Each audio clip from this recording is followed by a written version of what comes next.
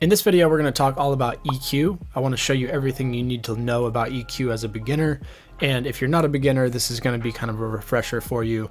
We're going to talk about all the main stuff you need to know about EQ. What's up, my producer friends? I'm David with anothermonsterproductions.com. So first things first, what exactly is EQ? I'm sure pretty much all of you have come across EQ out in the real world in some form or another. If you have a car, and you've ever tweaked the bass, mid, treble section of your stereo system, that's EQ. Pretty much any stereo system out there that you've ever used has some sort of EQ built into it. Usually it's labeled like bass, mid, high. However, in music production, we actually take this a step further and we break everything down into a frequency spectrum, which if you learn all about the frequency spectrum, it's gonna really help you understand EQ a lot better. So I've seen a lot of different frequency charts out there, and some of them are slightly different in the way that things are labeled, but I found this frequency chart, which I really like a lot, and I wanna briefly go over this with you. So in audio production, the frequency spectrum that we use goes from 20 hertz all the way up to 20,000 hertz. And one plugin that I actually talk about a lot is Span by Voxingo. This is a spectrum analyzer plugin, so this is going to give you all the visual information you need to know about what's actually happening inside your track as far as the frequency goes, how loud they are, and then where exactly they sit on that frequency spectrum. So it's a really cool plugin. It's free. I definitely recommend you get it if you don't have it already. I use it as a visual aid on pretty much every mix that I do. Now, according to this chart, your bass frequencies are going to be from about 20 hertz all the way up to about 300 hertz. And then you can break that down into subcategories. So they're breaking this down into deep bass, which is from 20 hertz to about 40 hertz. Now, this area is actually kind of a tricky area.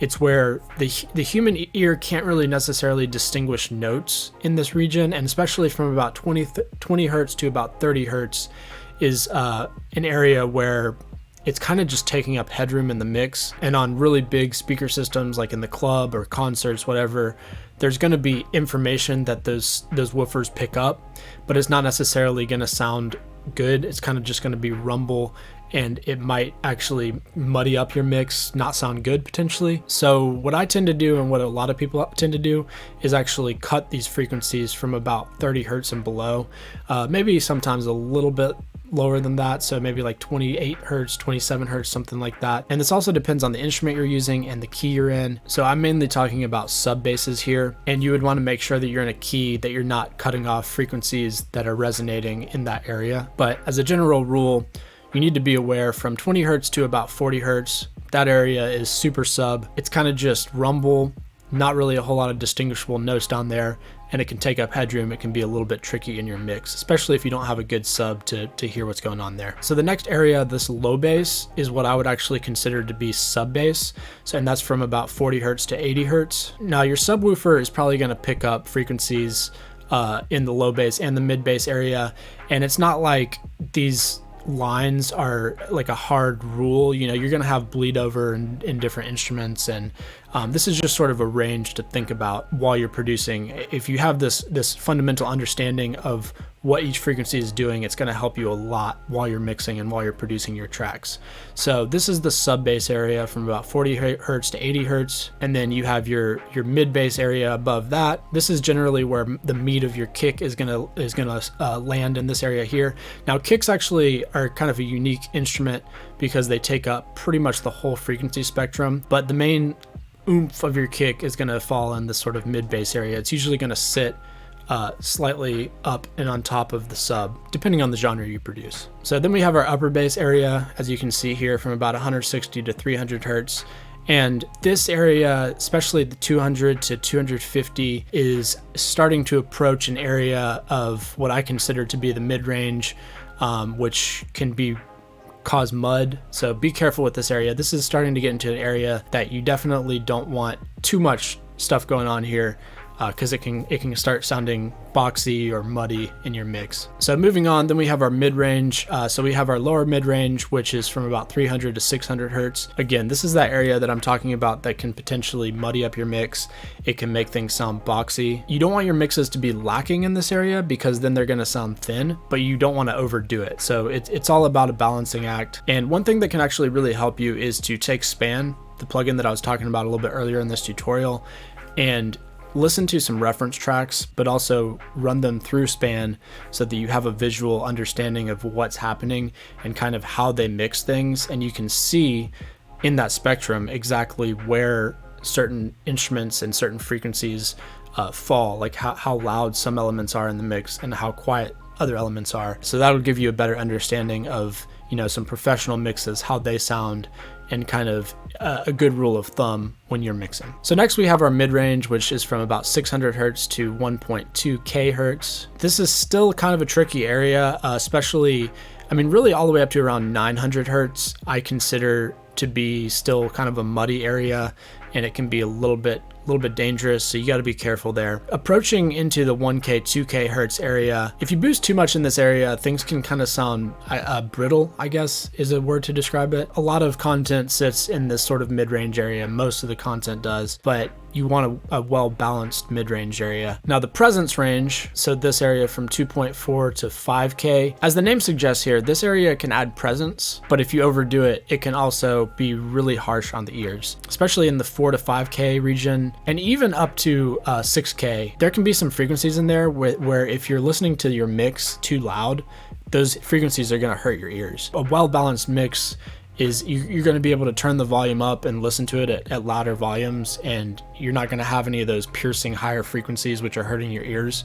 This is a problem that I had for a long time in my mixes, like back in the day. And then we have our high end, which goes from about 5K, 6K up to 20,000 hertz. And so, a lot of your hi-hats and like super like high-end instruments are going to sit more in this region in the high-end area. And then the extremely high-end from about 10K to 20K, you'll often hear this area referred to as air. It can add a lot of like shimmer or excitement. If you boost this area, first of all, a lot of people are going to have kind of a hard time even distinguishing what frequencies sound like up there. A lot of people can't even hear up all the way up to 20,000 hertz.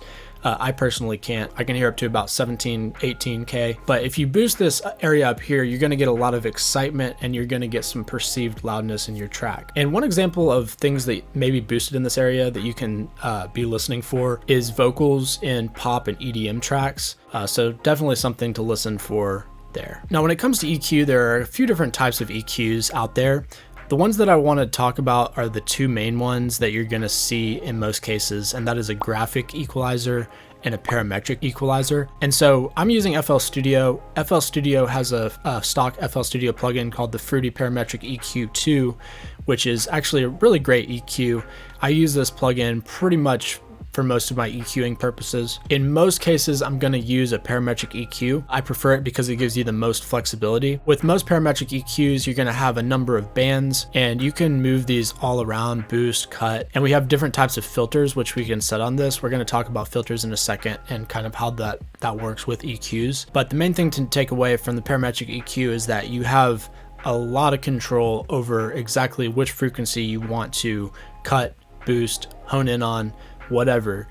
You have complete control over that. Whereas with a graphic EQ, like this EQ for example, this is another free plugin by Voxingo, and this is a graphic equalizer, which basically means that all the bands are fixed, and then you basically have a fader which you can boost or cut, and that's it. You don't really have all the same controls that you do with the parametric EQ, where you can change the cue size, and all sorts of different things. And we're going to get into those terms a little bit later. I'll talk about what cue actually means, filters, all that stuff. So what you're actually doing within an EQ is you're using filters to boost or cut certain frequencies. And you can use EQs for sound design purposes, or you can use EQs for mixing purposes. And the reason why I make the distinction is that when I'm using EQ for sound design purposes, I'm going to go crazy with my EQ. I may, boost way up, cut out.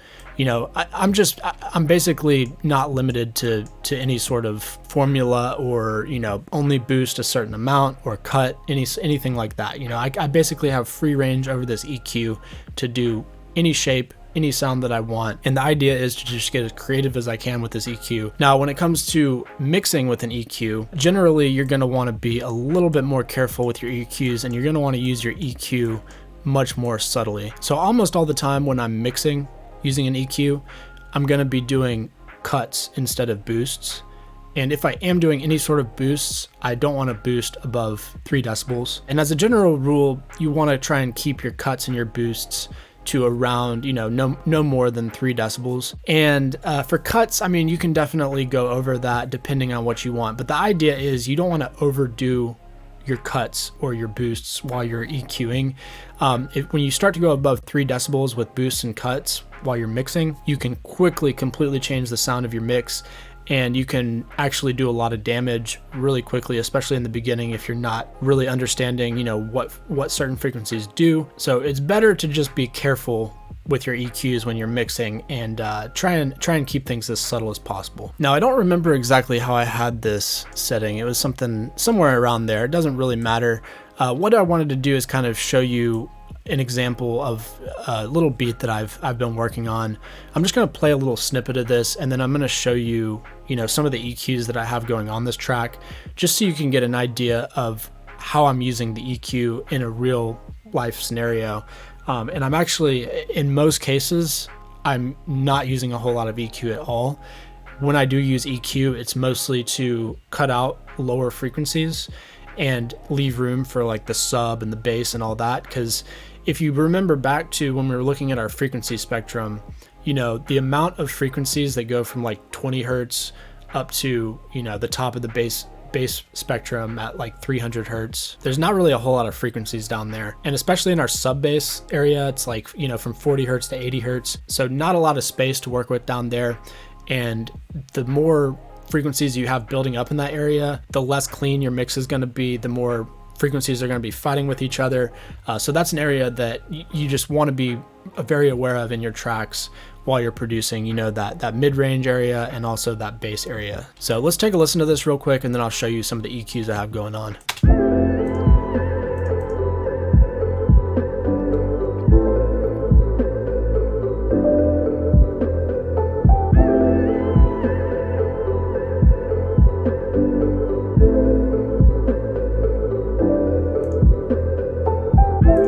All right, so I'll go ahead and pause this for a second. You can kind of see, right now in this particular track, I have a lot of filtering going on, which I'm not actually using an EQ per se for filtering, but I'm using a filter, which is an EQ. In a sense, it's an EQ. So it's the same concept. So you can think about it in terms of I'm EQing out all these upper frequencies here, and once this track does get a vocalist on it, the vocalist is going to record. It's going to take up a lot of this frequency content down here. But I wanted this sort of really like a lot of mid-range and then just bass, and that's it, because it just adds this sort of like darker vibe kind of with it. So let's go ahead and move on. We'll listen to the chorus section.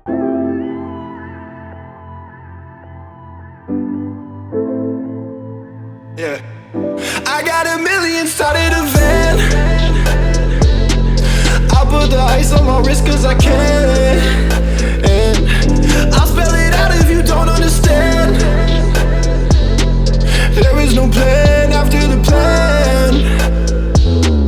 I got a million, started a van. All right, so you can see now we have our entire frequency spectrum being taken up. You can kind of see, my sub area and my kick and where my sub is down there, my 808. And then for the most part, everything else is pretty well balanced along here. There's nothing like super spiking up or going way too loud. You can kind of hear too. Everything sounds pretty well balanced in the mix. So let's take a look at actually some EQs in here. So yeah, this one is an instrument chain. So a lot of my instruments are going through this.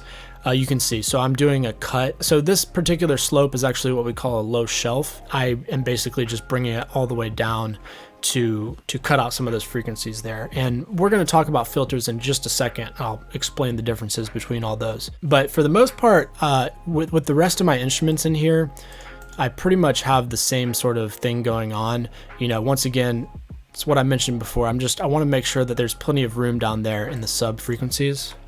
Let's see what else has an EQ. So there's an EQ on this, same thing. Let's see what else has an EQ. EQ here, same thing. EQ here, same thing. I think this was the one, yeah. So this was the one I was messing with in the beginning of this tutorial.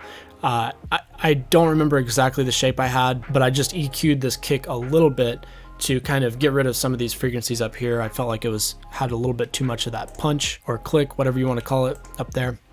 Let's see what this EQ is. So yeah, so here we have a EQ, which is really cutting out a lot of frequencies. This is more of kind of a sound design technique. Well, I guess technically you could actually call this a notch filter because it's kind of a notch. But what I have going on is a low pass filter and a high pass filter, which I've sort of automated to cut out the low and the high frequencies here. So yeah, that actually segues pretty well into talking about filter types. So when it comes to EQs, you're gonna have different filter types, which are gonna allow you to do different things with your EQ. And let me just go ahead and bring up a generic EQ here, just so we can see.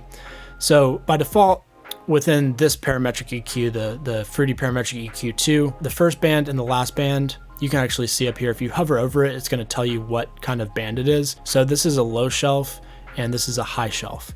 So by default, they have a low shelf and a high shelf.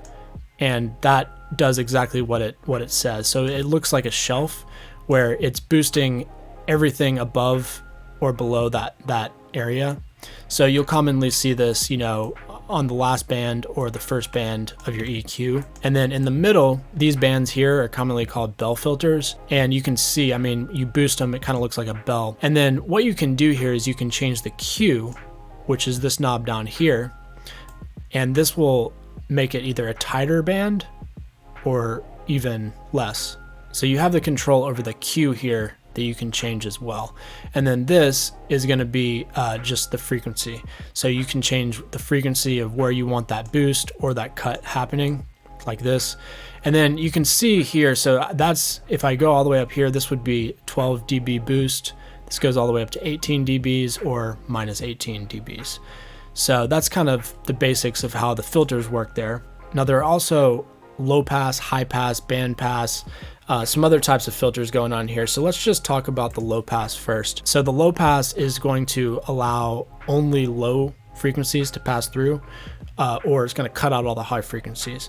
So I could do this, and then we actually have different slopes. I can go back in and I can do the order, and I can change the slope here. So I could do steep 8.